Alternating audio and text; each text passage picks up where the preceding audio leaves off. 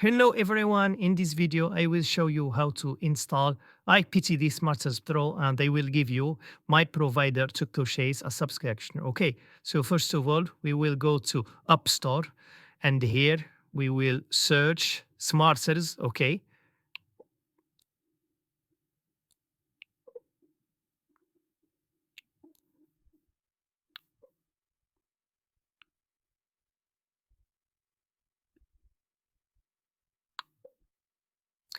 when you write here just Smart, you can find here the here is the this is the real app. Okay, Smarters Player Lite. You can verify with this picture. Okay, so I will click on this app